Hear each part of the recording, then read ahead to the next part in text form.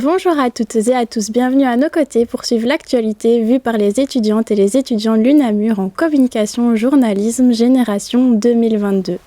À Namur, le TRAC est un espace où les entreprises et les porteurs de projets peuvent développer leurs idées. Le projet est financé par la province de Namur et en partenariat avec l'université de Namur, le KIC et le BEP. Le TRAC offre une nouvelle façon de concevoir le travail. Manon Ipassi et Jean Delvaux se sont rendus sur place. Développé au Canada, puis un peu partout dans le monde, c'est Namur qui accueille désormais un hub créatif. Le projet, initié par la province de Namur, propose un espace de travail 2.0 où les entreprises, les sociétés et des particuliers peuvent se retrouver. Donc ici, au sein du TRAC, on a des coworkers, on a des résidents, des locataires, on a des utilisateurs du Fab Lab, on a des équipes. Donc ça fait toute une série de personnes qui se côtoient au quotidien. Et l'idée, c'est de les faire rentrer en relation via un programme d'animation, via différents services et accompagnements pour développer économiquement la province. Le TRAC est composé de 2 espaces de coworking, une quinzaine de bureaux de location, 8 salles de réunion et un Fab Lab pour prototyper les idées. Un espace où les utilisateurs sont aidés et accompagnés par des coachs pour réaliser leurs projets. Dans l'idée, ce que le TRAC propose et offre, ce sont principalement des services, des accompagnements pour que les entreprises et les porteurs de projets de la région puissent développer ou concrétiser leurs projets de société. Le TRAC est ouvert pour toute une série d'utilisateurs porteurs de projets, mais aussi pour des utilisateurs lambda qui peuvent assister et participer au programme d'action. Moi, mon rôle, c'est d'animer la communauté, de fédérer, et donc je vais créer des moments de convivialité et d'échange. Donc ça peut être des after-work, ça peut être des conférences, ça peut être des ateliers, ça peut être des workshops, ça peut être toute une série d'événements. Comme nous l'explique François, un résident au TRAC, pour accéder aux services proposés par le TRAC, les démarches sont assez simples. En fait, on va sur le site web. Enfin, moi, c'est ce que j'ai fait. J'ai regardé un peu l'adresse, j'ai appelé pour avoir quelques infos. On m'a dit tout de suite, venez voir, on va vous faire un tour. Je suis venu faire un tour ici. Alors, ce qu'ils demandent principalement, c'est de se connaître un petit peu. Le TRAC propose un grand espace de travail qui présente de nombreux avantages pour François. Alors premièrement, c'est un espace de travail qui est très agréable. Quand on regarde autour de nous, il y a quand même 3000 m². C'est lumineux, on se retrouve un petit peu dans un espace ouvert où il y a d'autres gens qui travaillent, donc c'est très motivant. Puis les gens sont très chouettes aussi. Donc je fais plein de rencontres. Et puis en termes de business, c'est beaucoup d'ouverture. Je mêle des collaborations. Il y a pas mal de business, même des gens qui me demandent du travail. Donc c'est vraiment positif. Le TRAC se situe à quelques pas du centre-ville de Namur. Les utilisateurs pourront profiter d'un grand espace de travail avec une vue imprenable sur la Sambre. Actualité internationale à présent, nous allons faire le point sur le travail des secouristes suite à l'explosion d'un complexe d'immeubles dans la ville de Changsha, dans le centre de la Chine.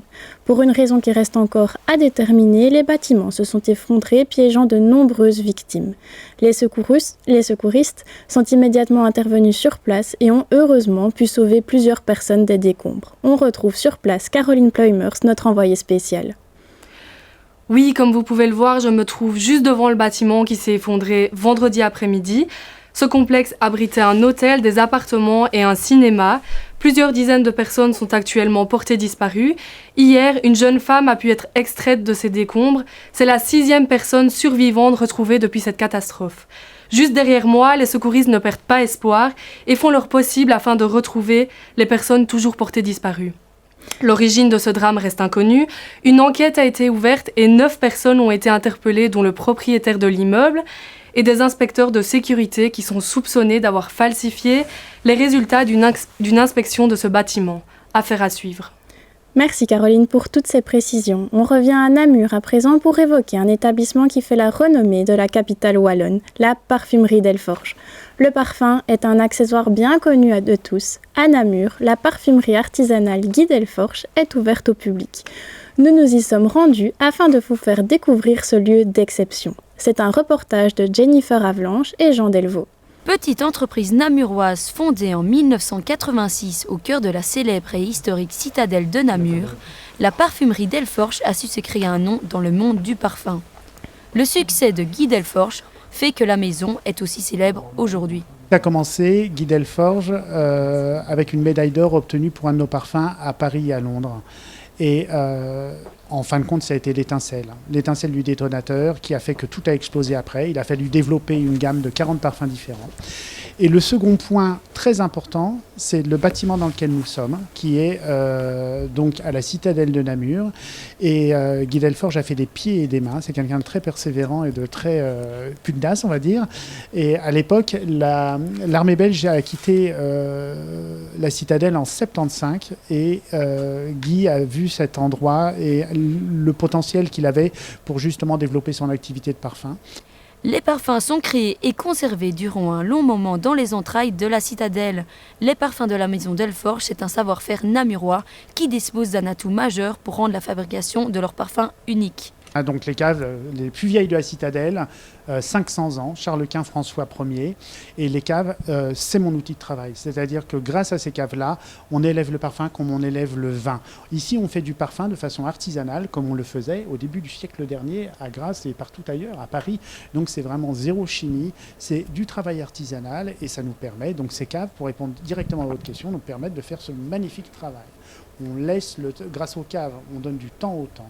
Et par ces caves et la situation de la citadelle, nous permet d'être repris dans tous les guides touristiques et nous organisons des visites de notre atelier. Ancienne cantine pour les officiers durant la guerre, les différentes pièces du bâtiment de Guy Delforge n'ont plus la même fonctionnalité qu'autrefois.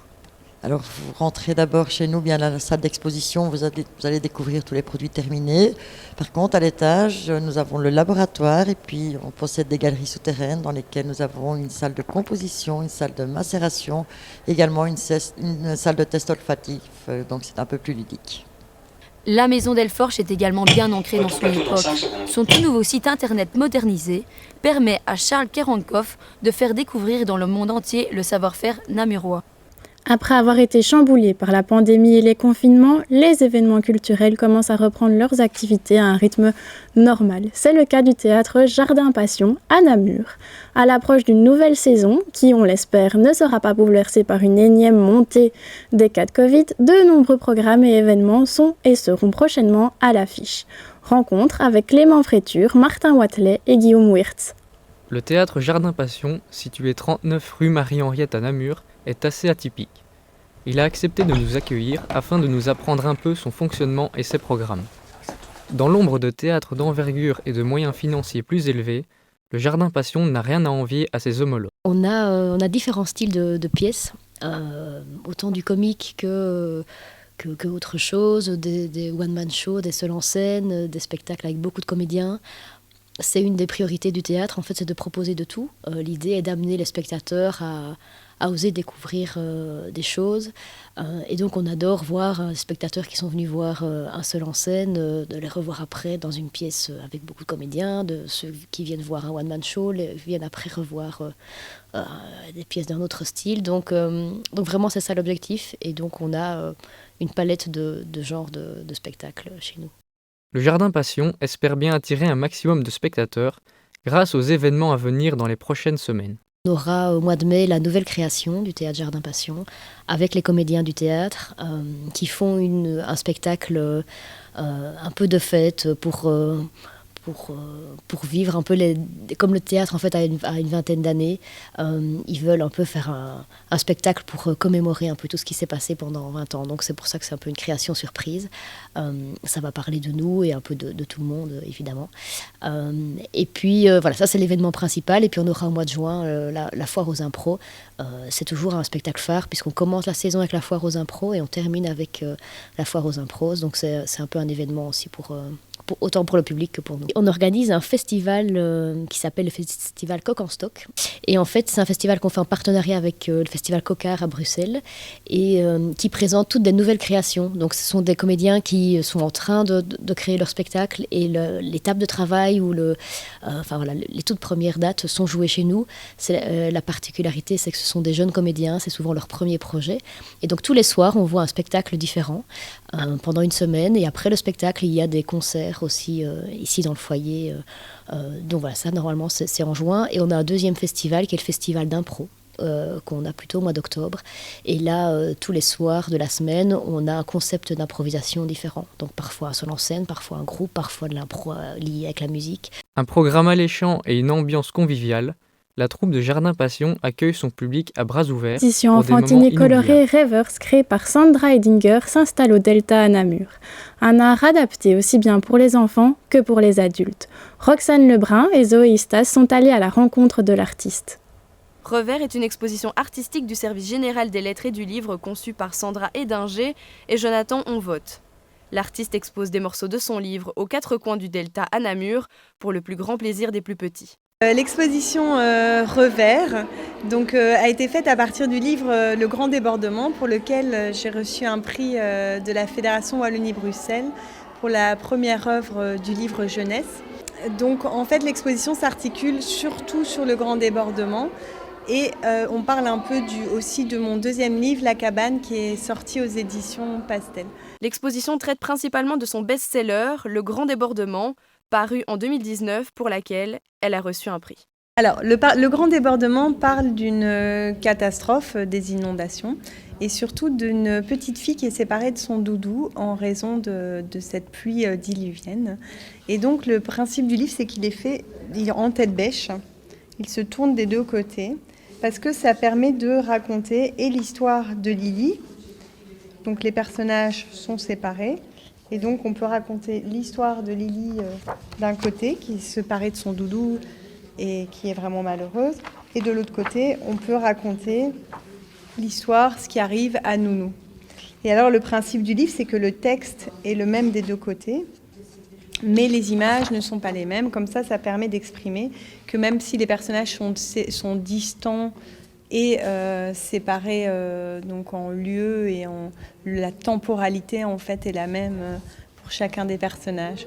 Des projets littéraires plus légers vont bientôt voir le jour, avec comme thématique les déguisements, les enfants et surtout la joie.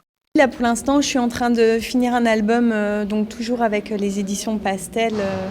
Voilà, donc c'est un album aussi comme la Cabane qui est plus qui est moins sur, qui est pas sur un fait divers, qui est un sujet plus léger, sur un enfant qui se déguise, voilà. Au sein du Delta, l'exposition Revers fait sensation auprès du personnel d'accueil.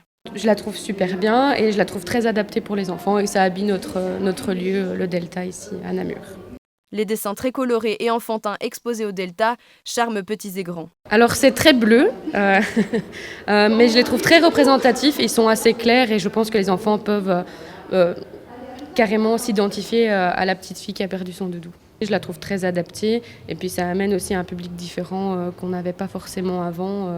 Et puis le fait que les enfants puissent carrément toucher l'exposition, alors que dans d'autres expos, on ne peut pas forcément toucher les œuvres, ça permet aux enfants de vivre l'exposition totalement. Depuis l'apparition de cette exposition interactive, celle-ci amène un regard et un public plus jeune au sein du centre, des visites rafraîchissantes pour le Delta. En football, en France, le Derby du Nord était le match phare du week-end en Ligue 1. Il opposait Lille à Lens. Ce sont les Lensois qui se sont imposés logiquement sur le score de 1-2. Dino Catino était sur place pour nous faire vivre ce classique du football français. Bienvenue au stade Pierre-Mauroy, ici à Lille, où d'ici quelques heures, le Derby du Nord sera lancé.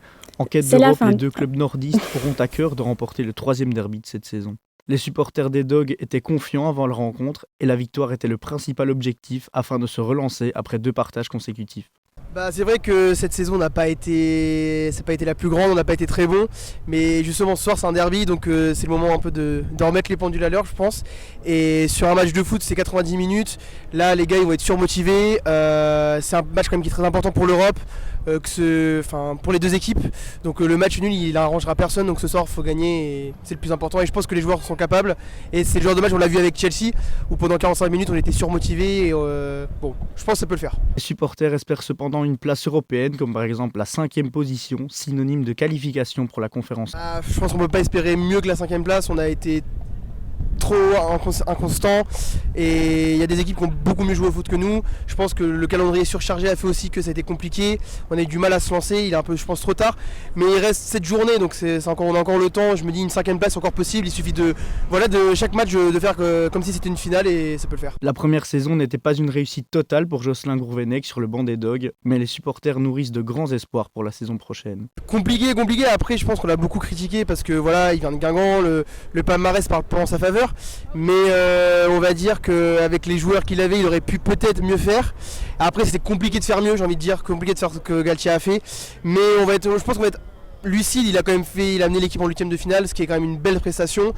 Et on va quand même le juger jusqu'à la fin du championnat, donc on va espérer une place européenne. Et après, l'année prochaine, je pense que ce serait une nouvelle saison, un nouvel effectif. Les tribunes étaient pleines pour ce choc. Interdits de déplacement, les supporters lensois n'ont malheureusement pas su assister à ce match. De leur côté, les Lillois ont su mettre l'ambiance qu'il fallait afin d'enflammer le stade avant la rencontre.